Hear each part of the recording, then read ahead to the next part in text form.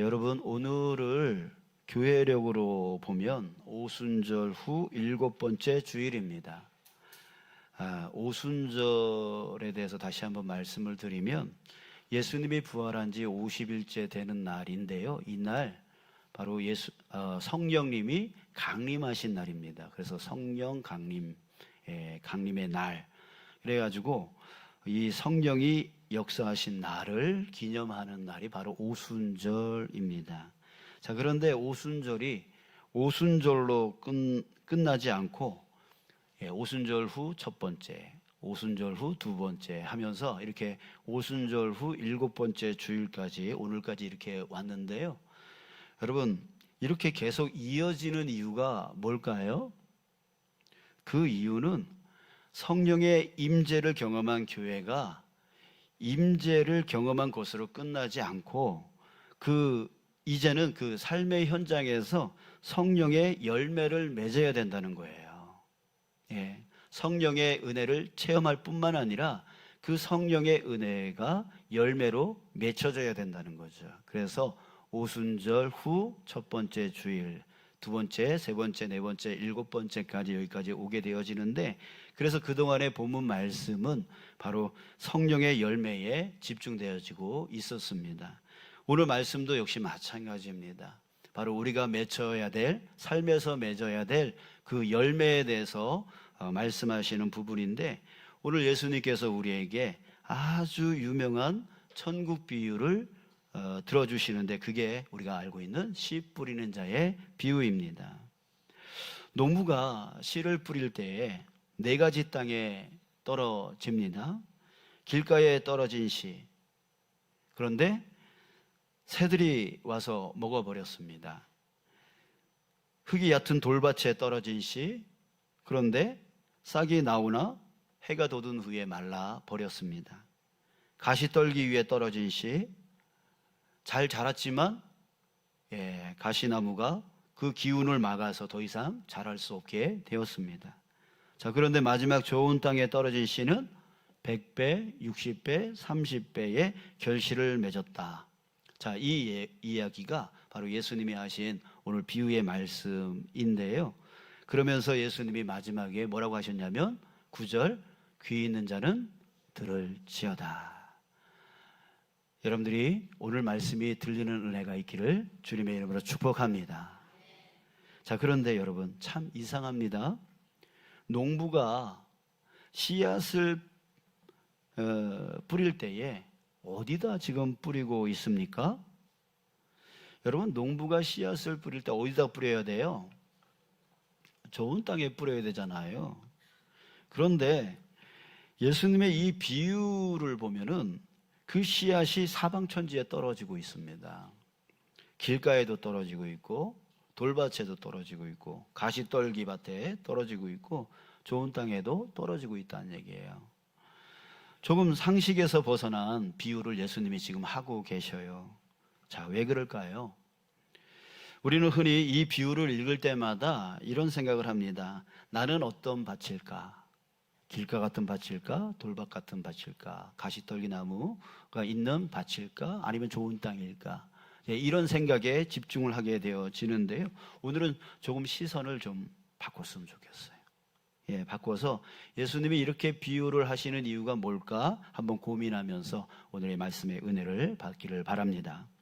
자, 다시 한번 질문을 해봅니다. 왜 예수님은 씨 뿌리는 자의 비유를 말씀하실 때 좋은 밭에만 뿌린다 이렇게 얘기하지 아니하시고 길가, 돌밭, 가시떨기에도 떨어진 걸로 이렇게 비유하고 계실까요? 자, 여러분, 이 비유에서 예수님의 의도는 첫 번째, 하나님의 마음을 우리에게 알게 해주시려는 거예요. 하나님의 마음. 세상의 상식적인 농부라면 결코 이렇게 농사짓지 않습니다. 귀한 씨앗을 왜 길가에 뿌려요? 왜 돌밭에 떨어지게 해요? 가시떨기밭에 왜 떨어지게 해요? 좋은 밭에만 떨어지게 해야 가장 효율적이고 가장 이익이 많아질 거. 이게 농부들의 상식 아니에요? 자, 그러나 본문 속 씨 뿌리는 자로 비유되는 하나님, 그 씨 뿌리는 자는 바로 하나님입니다. 그 하나님은 전혀 계산적이지가 않아요. 여기만 뿌려야지라고 하는 그런 계산을 하지 않으시고, 효율, 이렇게 해야 효율적이지라고 하는 생각을 전혀 안 하시고, 그냥 좋은 밭뿐만이 아니라 길가에도 돌밭에도 가시떨그 나무, 그런 밭에도 뿌린다는 거예요. 가능성이 없어 보이는 그런 땅에도 씨앗을 뿌리고 있다는 거예요. 누가? 하나님이 그렇게 뿌리신다는 거죠. 자, 왜일까요? 씨앗은 뭐예요? 하나님의 말씀을 비유하고 있는 겁니다. 즉 하나님은 자신의 말씀을, 즉 좋은 밭이 되어지는 좋은 성도들에게만 뿌리는 게 아니라 어떤 사람? 길가같이 딱딱하게 마음이 굳어져서 완악한 사람, 그런 사람에게도, 또 돌밭같이 상처로 인해서 그 얼룩진 마음을 갖고 있는 사람, 또 가시떨기밭같이 염려와 유혹으로 가득 찬 그런 마음을 갖고 있는 사람, 그래서 유혹이 오면 쉽게 넘어지는 그런 사람에게도 뭘 뿌려요? 씨앗이 뭔데요? 말씀. 하나님의 말씀을 그런 사람들에게도 뿌려주고 있다는 얘기예요.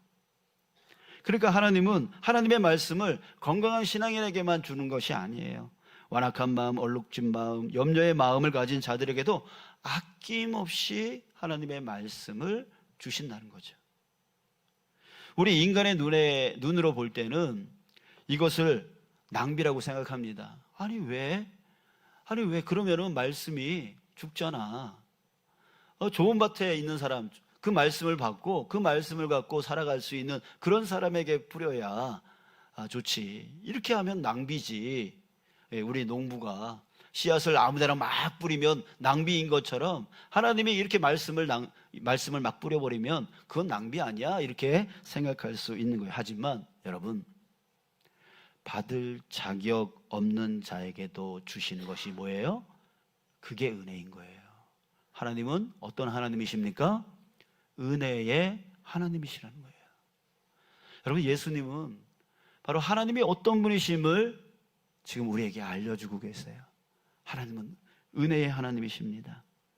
우리가 지금 그 은혜를 받고 살아가고 있는 것이에요.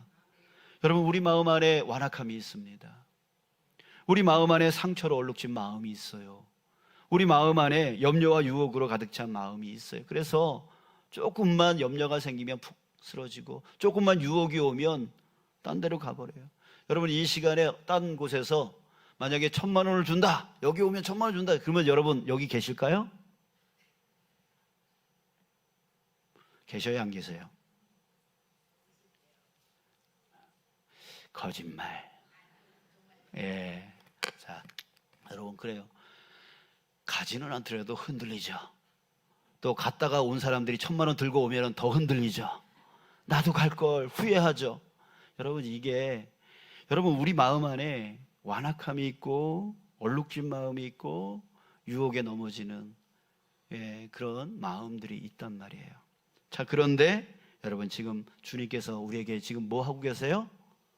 말씀을 뿌리고 계시잖아요. 이렇게 자격 없는 나에게 주님의 말씀을 뿌려도 그것을 또 되돌아서면 잊어버리고 땅바닥에 흘려버리고 내 마음대로 내 뜻대로 살아가는 이 완악한 마음, 이 얼룩진 마음, 이 염려와 유혹으로 가득 찬 이 마음 가운데도 또 여전히 하나님은 나에게 말씀을 뿌려주신다는 거예요.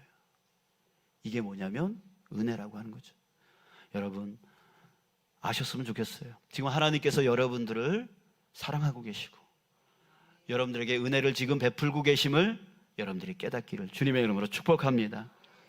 구약 성경에 야곱의 형이 나오죠. 누구? 에서입니다.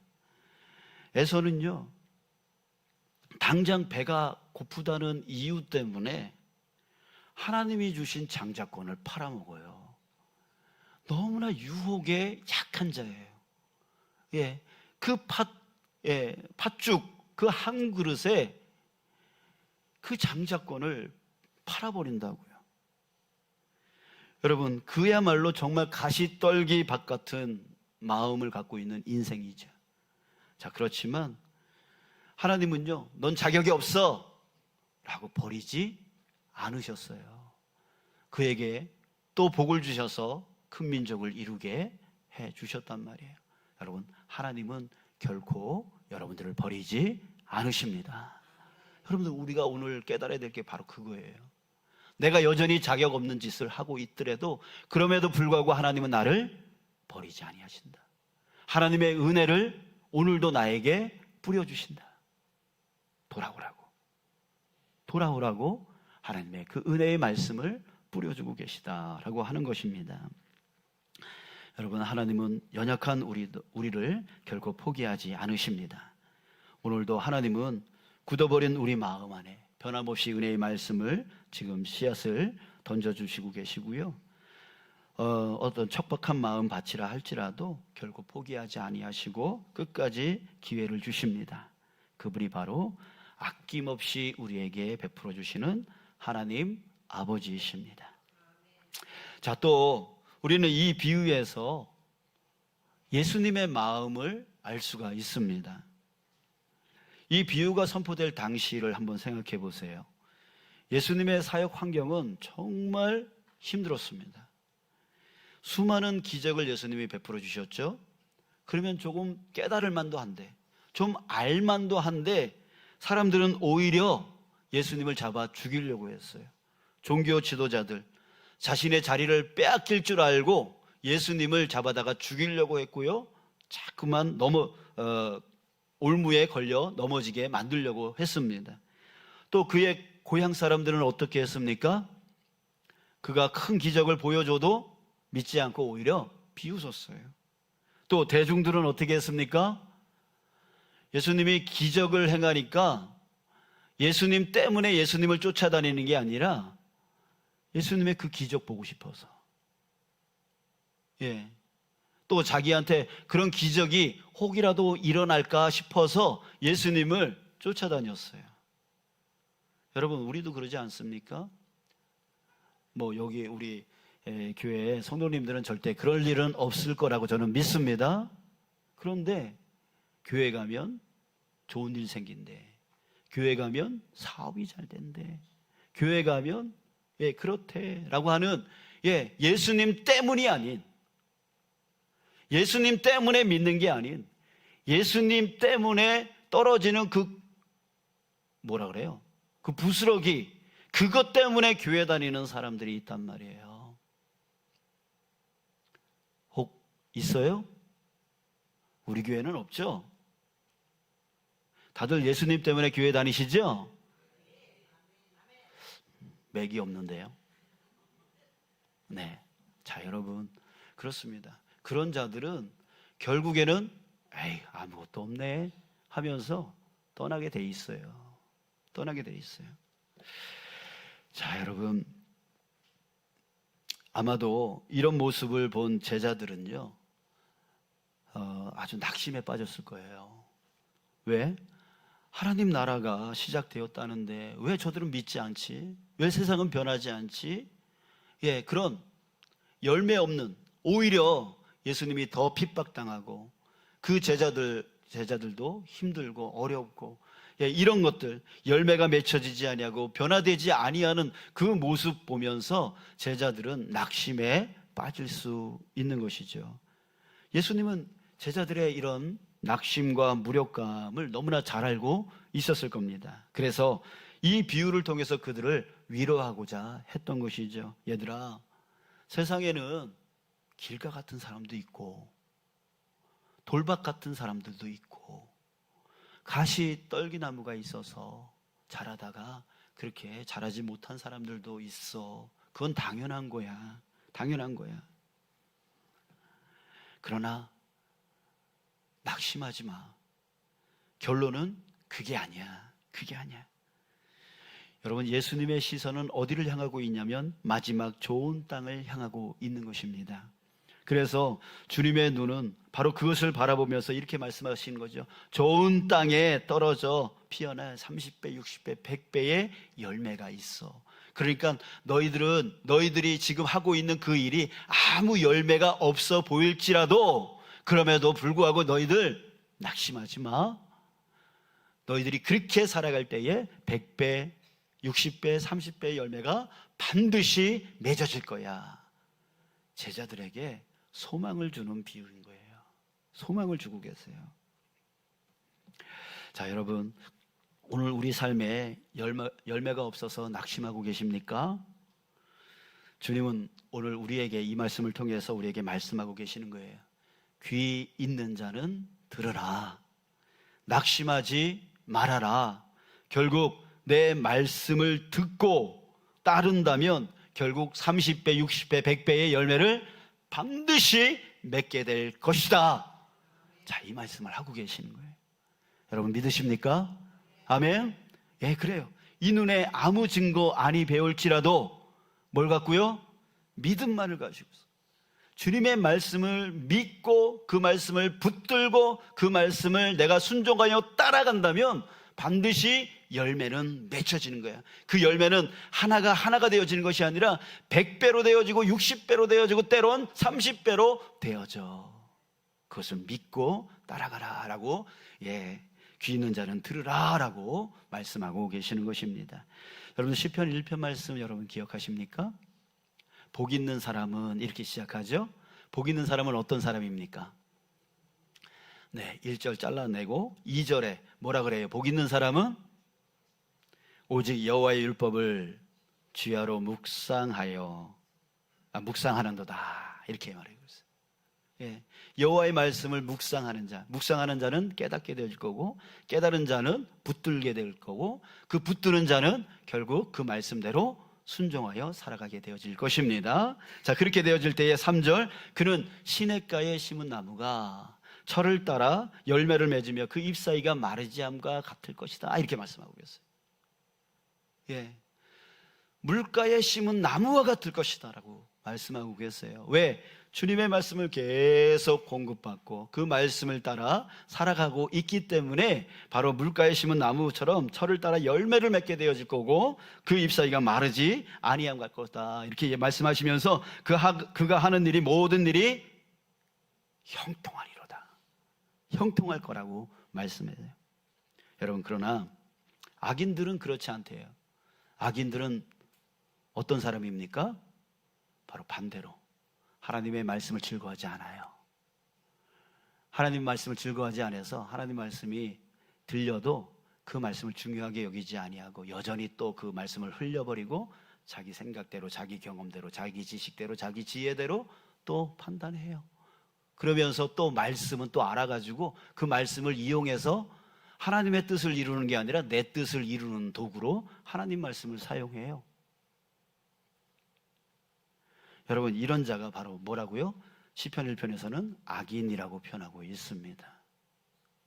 하나님 말씀으로 쫓아가지 아니하고 하나님 말씀을 내 뜻을 만드는 것에, 이루는 것에 이용하니까 그거는 악인일 수밖에 없는 거죠. 그 악인은 어떤 사람이래요? 오직 바람에 나는 겨와 같다라고 하는 거예요. 바람에 나는 겨와 같다. 이게 뭐예요? 바람이 이렇게 불면 저쪽으로 훅 날아가 버리고, 바람이 이렇게 불면 저쪽으로 훅 날아버리는 거예요. 상황과 환경에 따라서 일이 일비하는 거예요. 언제는 막 좋았다 그러고, 언제는 또 막 죽겠다 그러고, 막 이런 거예요. 일이 일비하는 인생이 되어지는 거예요. 그런 인생이 플러스의 인생이 될 수가 없어요. 마이너스의 인생이 될 수밖에 없어요.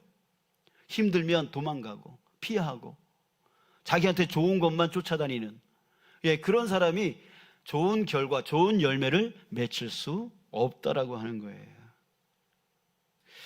당장 열매가 보이지 않더라도 하나님이 내게 주신 말씀을 듣고 그 말씀을 붙들고 그 말씀을 신뢰하며 따라가 순종하여 나갈 때에 결국 어디에 다다릅니까?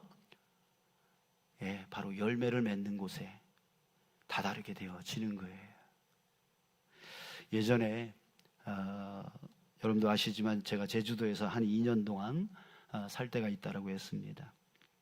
그곳에서 정말 중요한 것은 살 집을 구해야 되는 일이었는데 재정이 없어서 많은 고민을 했습니다.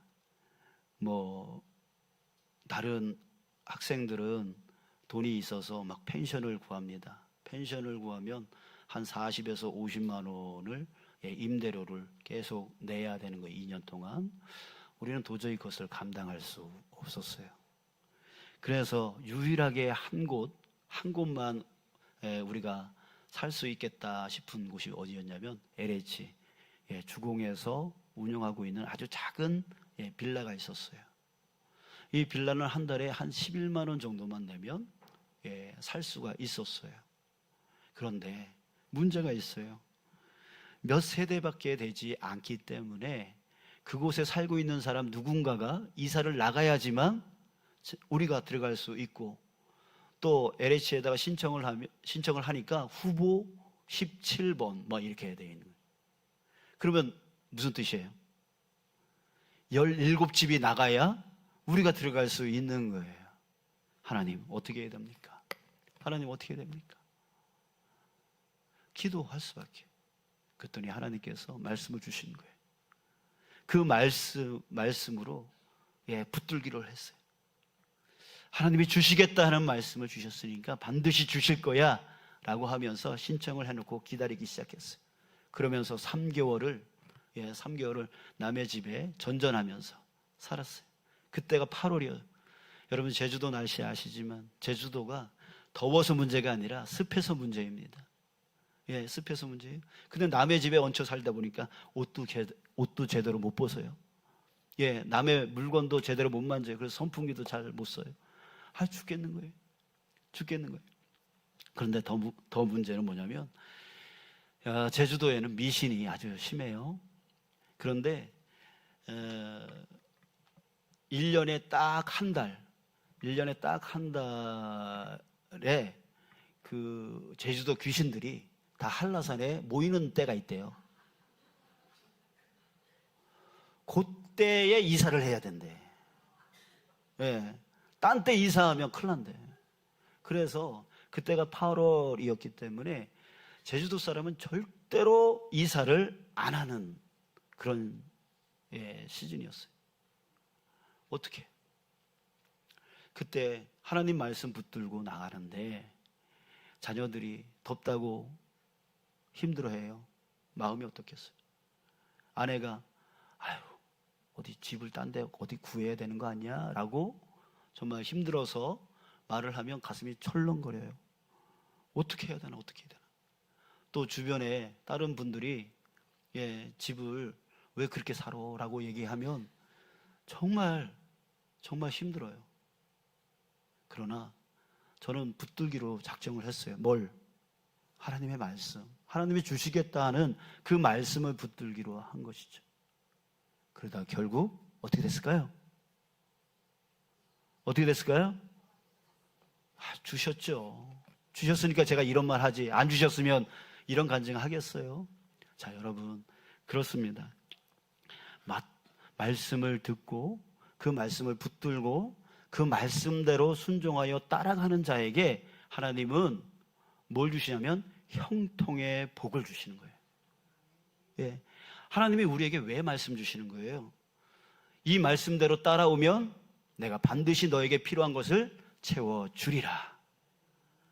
이것 때문에 우리에게 말씀을 계속 뿌려주시는 거예요. 마음이 딱딱한 자에게도, 돌박 같은 사람에게도, 가시떨기 박 같은 그런 사람일지라도 그들에게 계속 하나님이 말씀을 부어주시는 이유는, 뿌려주시는 이유는 바로 이 말씀을 따라오면 내가 너 필요한 거 다 알아. 그러니까 그 필요한 곳으로 가게 하기 위해서 이 말씀을 너한테 뿌려주는 거야 라고 하는 의도성이 있는 거예요. 그러니까 여러분, 우리 주님의 말씀을 붙들고 나가는 저와 여러분들 되시길 축복합니다. 여러분, 우리 습관이 있잖아요. 이렇게 잘 듣고 아멘 하다가 저 문만 나가면 다 흘려놓고 가. 저 주차장 나오면 또 싸우느냐고 또 다 흘려놓고 가. 그리고 일주일 동안 또 자기 생각대로 살아. 여러분, 우리 이런 실수 많이 하잖아요. 여러분, 그러지 않았으면 좋겠어요. 오늘 저희에게 하나님께서 이 비유의 말씀을 주시는 것도 우리에게 필요하니까 주님께서 뿌려주신 거예요. 이 말씀으로 살아갈 때에 여러분들의 그 필요가 채워지고 여러분들에게 그 막힌 것들이 열려지고 안 됐던 것들이 이루어지는 은혜의 역사가 이루어질 줄 믿습니다. 아멘.